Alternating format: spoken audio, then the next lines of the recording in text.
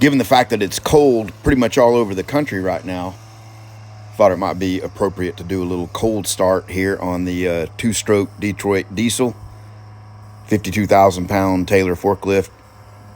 We got some heavy machines to load and unload. This time we have two new machines to show you. These are the FATMAX series of press brakes, and we'll show you a little more details as we go along here about why they're the FATMAX. But this particular one is going to be paired up with an 8-foot 3/8 capacity shear that we've got in stock. And you see Matt running around in the shop here over to where the shears are to get one so we can get it loaded up and take it up to Chris Trussell, a home game up in Edgewood, Texas, just about 1.5 hours away from where I'm located.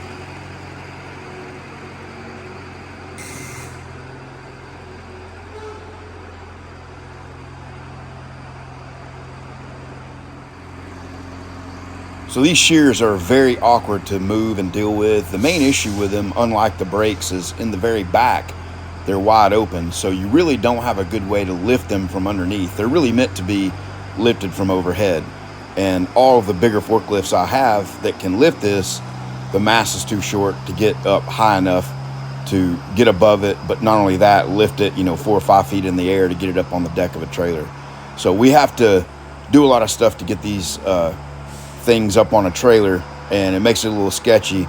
So that's why kind of the video shuts off here in a second, before we even got it up on there, because it became too sketchy to show. But so here's one of the FATMAX. You can see this one got a little bit of damage in shipping, which no problem, we can get this taken care of. But this is one for stock anyway, so it didn't really matter. This is the 5-foot 220-ton version of it, and over beside it there, still left on the trailer, is the 8-foot 330-ton version that we're going to be hauling up to Chris. So you see Matt on the 20K Hoster dragging this 5-foot FATMAX all the way to the edge so that we can get up underneath it and get it down on the ground. So this, I'm running into a major problem here, left and right, with these forklifts not having the capacity to do what I want. And then here you see again I don't know if you can see down on the back of it back there how I have the 3x3 tubing and a 4x4 post under there. And so when you set it down, you have to set it up on an unusually high set of blocks, and then once it's up there, you kind of have to work both sides and get it down to the deck so that it can be transported.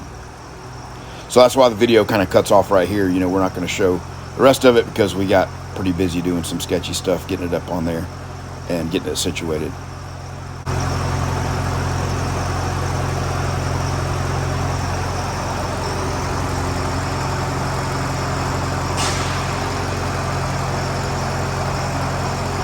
All right.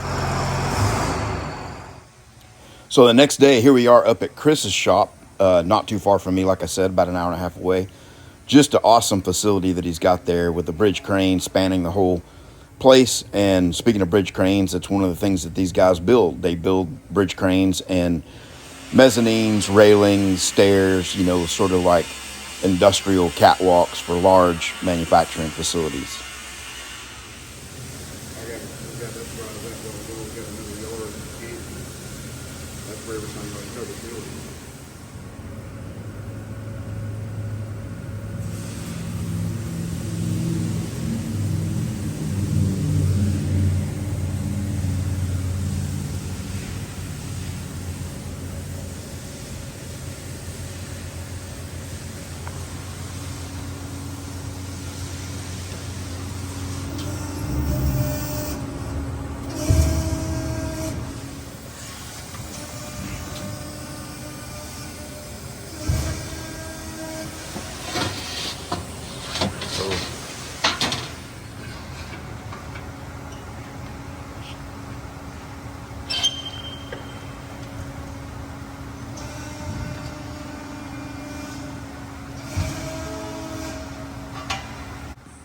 Here we are making Chris famous, putting him on YouTube, making some of his very first bends on the brand new FATMAX, and you see back around to the left over there is the shear, and we'll show you a little bit more about that shortly.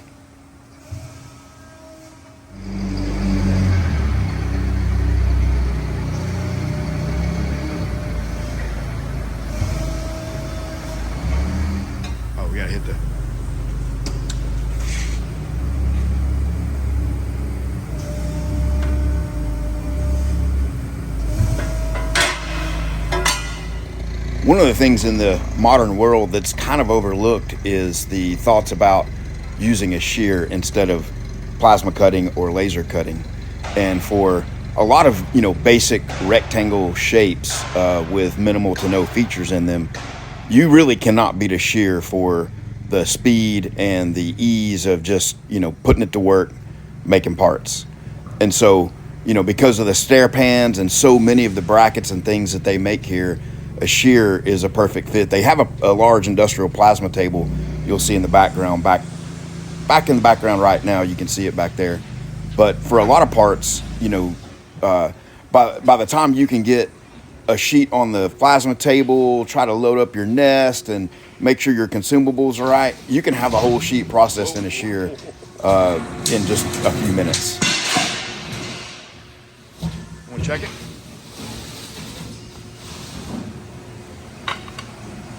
Going.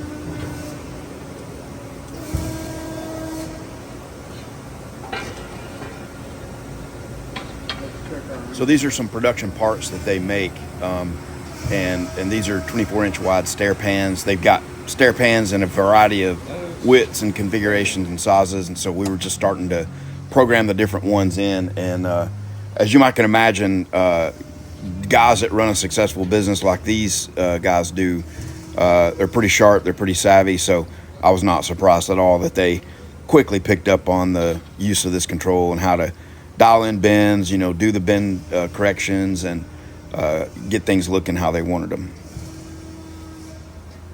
Yes, they do. I got some on order. How much are $17.50.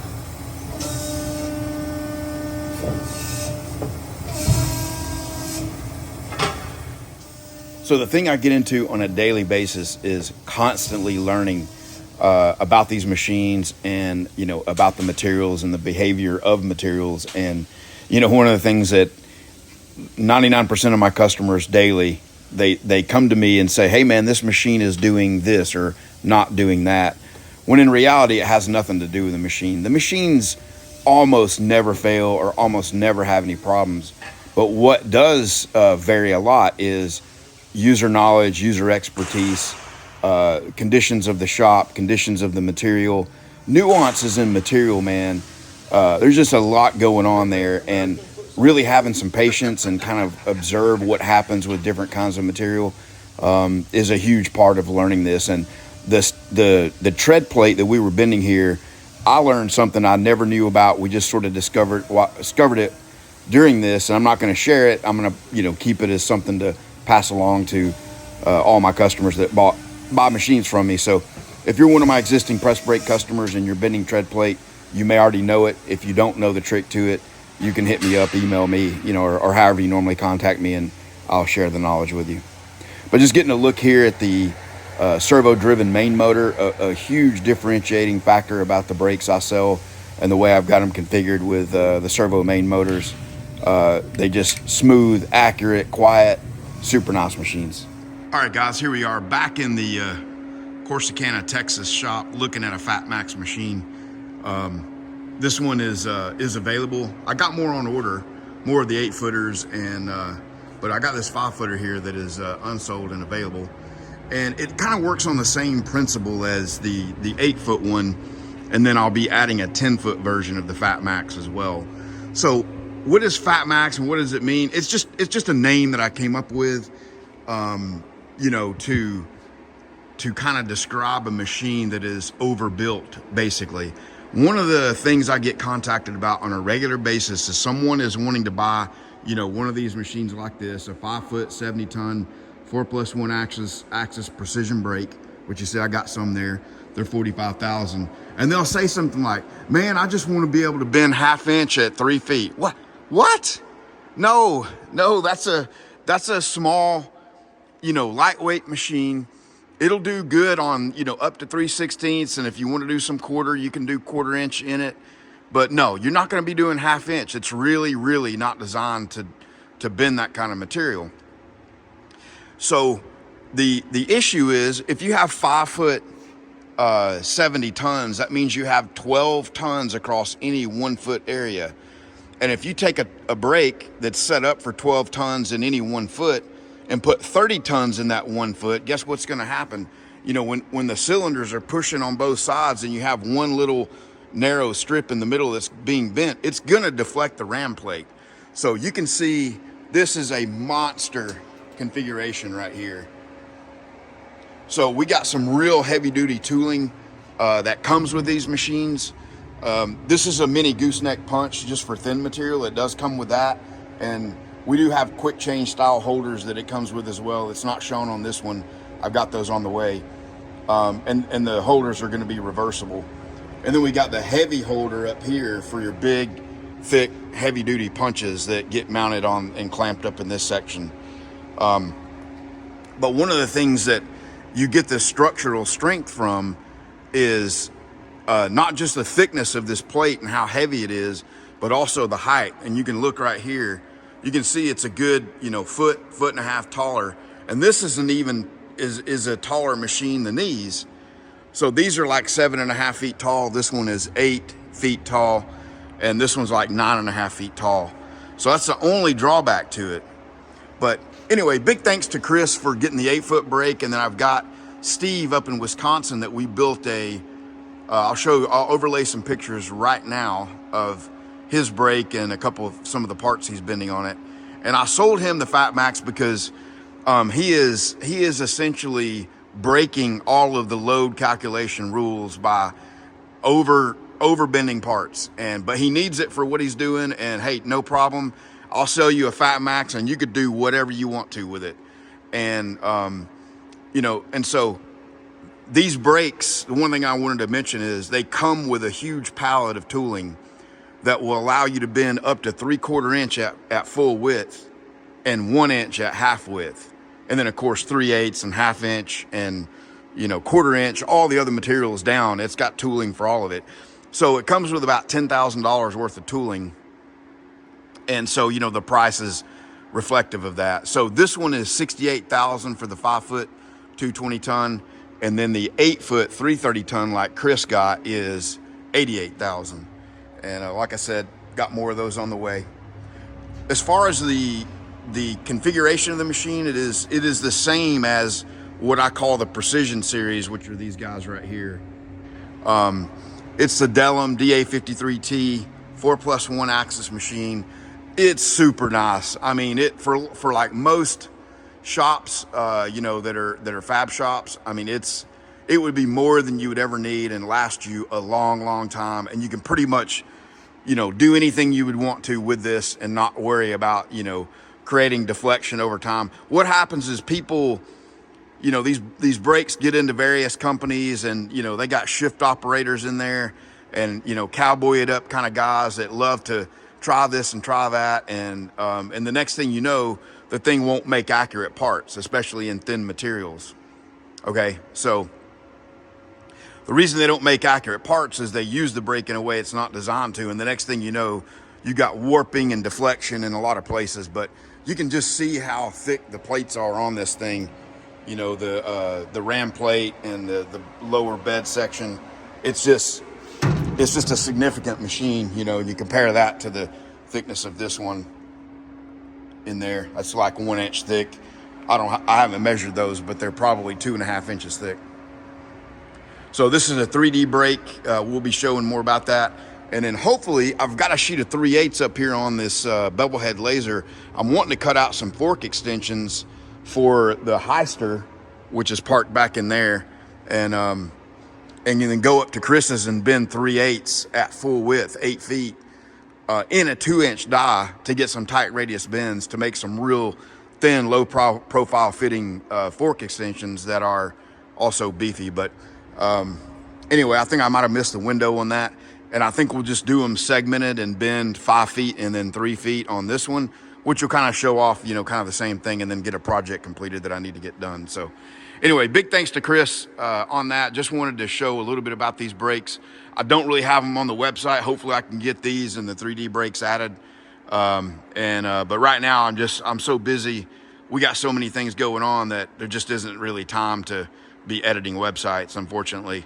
So anyway, thanks Chris, all the guys up there in Edgewood, and to Matt for helping me, and Chris down in Florida for helping me, and all my customers that buy from me. Really appreciate it. Have a good one.